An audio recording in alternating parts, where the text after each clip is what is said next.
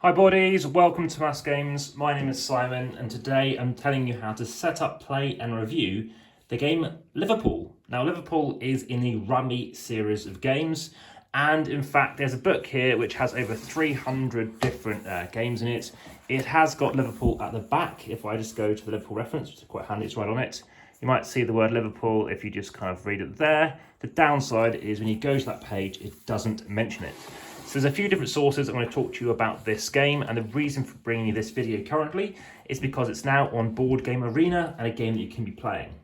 Now Board Game Arena is an online place you can play it, and it actually allows you to play from 2 to 16 players. I'm going to talk to you if it's set up for 3, and on there it's supposedly taking 75 minutes with a complexity of 2 to 5. So it's a classic Rummy game, and gameplay is divided into 4 or 7 hands, and I'll be talking to you about the 7-hand one for now. I'll talk to you about a couple of variants as well. They progressively get harder to complete, and players are dealt cards, and basically you can buy up to 3 discard piles from other players, and when a specific target meld has been made, for example 2 runs in a set, which I'll talk to you about in a moment, then what they can do is you can basically go down and place those cards face up on the table, and then you can play them and you can have no other cards played. You're basically attempting to get rid of all of your cards. Now, I'll be talking to you through a little bit about this game in terms of the family and the category that it is in. So I mentioned it's a multiplayer game, it's a multi-round card game, and it's similar to other variants of Rummy in the kind of contract series. So basically, if you're familiar with contract Rummy, then you'll know what I'm talking about. And basically, the only major difference is if a player manages to cut the exact number of cards required to deal the hand and leave a face-up card, then the cutting player's score is reduced by 50 points. Just something to be aware of. This is a game that originated in the United States. It's a matching style game, and the family is going out. The players, in this instance I'm going to talk to you about, is more limited to that 2 to 16 to 3 to 8. It's a strategy kind of skill game. It deals with normal 52 deck of cards, but you'll be using 2 decks. As you can see, I've got blue and red here currently. These are blue cards. And this is using a French deck. And play goes clockwise. Playing time for this particular variant is around 20-30 minutes. And random chance, well, it's easy and that kind of thing. And related games would be canasta. So I mentioned it consists of 7 different deals of the cards. The objective is to be the holding the lowest valued cards at the end of each deal. At the end of each deal, the score for basically each player is written down, and the player with the lowest total score at the end of the 7 rounds wins the game, those rounds equaling the deals. Now, in each deal, the players reduce the value of those cards, as I mentioned, in your hands by laying out tables that basically fit a specific contract, or basically sets and runs. So, for example, a set consists of 3 or more cards of all the same rank. So there we go, these are all 8s, and as you can see, they're all the same rank, different suits. So that would be a set. Now what we could do is a run. A run consists of 4 or more cards in a sequence, all of them the same suit, for example hearts, and remember it's 4 or more, so you could have something low or something high if you wished. Now the game is played with a multiple standard 52 pack deck, as I mentioned, plus the jokers. And 2 decks would be for 3 players, 4 players would be the same, and 3 decks for more than 4 players. And the rank goes from ace being low to high, so basically ace, 2, 3, 4, 5, 6, 7, 8, 9, 10, jack, queen, king, and then ace again. So ace can be wild, basically it can be low or it can be high, just to make you aware of that. And jokers are also wild, and they can stand in for any other card. As for dealing, you're dealing 10 cards to each player. That's representing 10 cards here, here, and here. And dealing out 10 cards to each player is what you're doing basically in that first round, second round, third round, fourth round. Then you're then doing 12 cards to each player for those final 3 rounds. After all the players' hands have been dealt, another card is basically going to be placed face up, and that's going to be the central card. Now, the players immediately to the left of the dealer goes first, so this is here, then this player is going to choose. And on the turn, basically, they may allow any player to buy the top card from the discard pile. So, yeah, that's an option. You could draw, and also either this face-up top card of the discard pile, which currently is just this card, or one from the deck.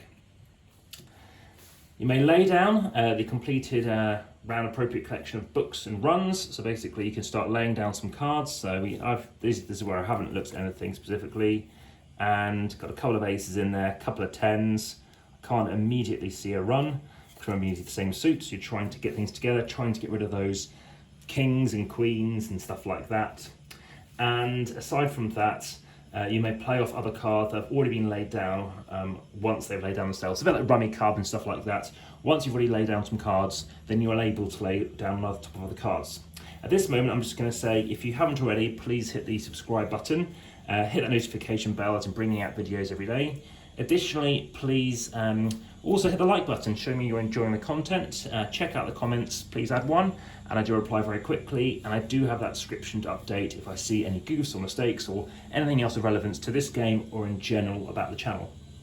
So, you may discard one card from the hand on the discard pile as well, so you could basically place a card onto that discard pile. And when a player discards a card that would have been played off, basically somebody else's card as well, then that is a Liverpool. Only players that are laid down may basically what's called Liverpool, which is basically placing a card onto something else that's already out there. And the first player to call Liverpool may discard one card to the discard pile, so basically helping to get that deck even lower. Remember, you're trying to get rid of all your cards and have low value cards as well. So that might be a good card to hold on to potentially, but let's get on to the rest of what you're trying to do.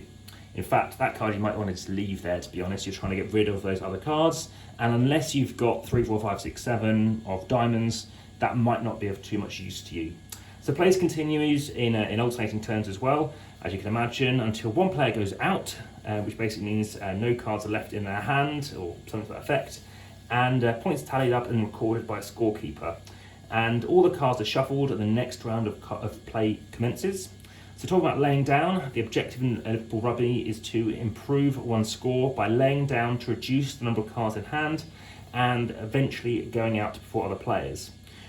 Within each round as well, there are two of card groupings, as I mentioned. You've got these sets as well, and we've got those runs, so sets being all the same type and of number, and runs being all the same suit, but obviously in sequential number. Now, aces again rank high or low, but you can't create a run that basically loops round. And if a player begins to lay cards down and finds they cannot actually lay down, they must add 50 points to their score. So please be careful and think about it without trying to overthink about it. Additionally, if you lay that first set down, basically what you need to be doing is playing down 2 sets. So 6 cards, you need to be placing down 2 sets, and therefore, for example, that would be 1 set. So that's something you have to be doing in that first round. In the second round, you need to be doing 1 set, and you need to be doing a run. In the third round, you need to be doing 2 runs, which you're going to need at least 4 cards. In that fourth round, you're doing 3 sets, so 3 of them, that's 9 cards. In the 5th round, you need to be 2 sets and 1 run. So, okay, that's right, 2 of them and 1 of them. And then moving on to the 6th round, 1 set, 2 runs, so I haven't already said that one. And 7th round is 3 runs, which is 12 cards. So different things you're trying to work on that game, different things people are working with, which is why you're going to need an extra deck. I don't think it matters if they're different colours. I don't think really people are going to be able to deduce in too much detail what people are working on. And then as for buying cards, each player's cards has finished their turn by discarding. If the next player declines to pick up the next top card of the face-up discard pile, any other player may buy it. That price of picking up that extra card out of turn is drawing an additional card from the face-down pile as well. So maybe you want to be picking up this one here, then you're going to have to pick up that, which you might not want to do because that is quite far away in different suits as well. So that might have gone in someone's hand, basically, both those cards, but let's just put them back for the time being for continuity, should I need it. And if more than one player, and I will link through to that Rummy Card video as well, if more than one player desires to buy a card, the player calls it out, I'll buy that first, basically gets that card, or if you want to calm a game, whoever's nearest clockwise to the player about to get precedence. Now the option to buy basically will be ending when obviously that face down deck is depleted. And wild cards, let's talk about them. So we have jokers. Jokers are wild cards and represent anyone in the deck, as I mentioned. And there are some restrictions though. Sets must include at least 2 non-wild cards. So for example, a 7/7 and a joker. And runs must include at least 3 non-wild cards in an original 4-card grouping. So for example, 7/8, joker, 10 of hearts. During their turn, whilst playing off another player, a player may replace other players' cards as well, laid down within a run with the card it is substituting, so long as the joker is placed somewhere else before the that players concludes their turn. An easy way to waste the extra joker is to be allowed to lay additional cards is to simply add it to a set. It just prohibits another player from performing that wild action though, substitution tricks. Again, it'll be an issue. Aside from that, calling Rummy once a player has laid down their discard pile may not fit into either their own or other players' laid cards. If this is the case, every other player has until the commencement of the next player's turn to call Rummy on the offending player, in which case that offending player picks up their discard and one additional card from the top of the deck. Once the player lays all his cards to go out of a round, Rummy rules no longer apply. Evaluation of the hand, so at the end of each round when the player goes out, the rest of the players total their scores by counting up the values of the cards remaining on their hands. Cards are valued as follows, so 2 through to 9 are worth 5 points each, 10 Jack Queen King are worth 10 points, aces are 15 points each, and jokers are 20 points each. You need to get rid of those jokers, obviously, in aces, and those picture cards, those 10 value cards, as soon as you can. The player with the lowest point total at the end of the final round wins. Players usually work to lower their scores by going down, playing off other cards which have already gone down, and secondarily replacing high cards such as face cards and aces with lower ones.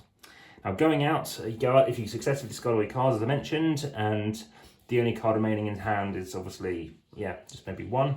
And marking the conclusion of the step as well for all players is something to be aware of, because a player gets to this point by laying down and they're playing off his and hers and theirs other players' hands. And the player is floating if he exhausts his cards and is not able to discard. In this case, the hand continues until somebody else successfully goes out.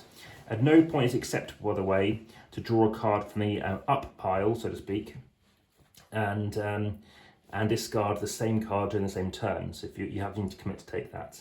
It also follows that a floater must draw an unplayable card from the deck, a down pile, and also to go out. And it's customary to knock on a table when there is only one card left in your hand. It alerts other players of the closeness as well to going out. So this card is a bit like the game Phase 10, obviously Rummy, Canasta and Tonk. And the Me variant, this variant derives its name from a player out of turn buying a card from the discard pile. The player then calls Me and then picks up the discarded bought cards and a penalty, the price of buying the card. The difference from Liverpool Rummy is that whoever calls Me first gets the card as opposed to the player who is nearest clockwise to player about to draw. So that has been Liverpool Rummy, and I hope you find it of interest, and hopefully alongside having a chance here on Board Game Arena, this is a good way of trying it out. I'll be giving you a review on this game in due course, and I look forward to telling you all about it. But that has been Liverpool and Liverpool Rummy, and I hope you found that of interest. Thank you very much. Bye for now.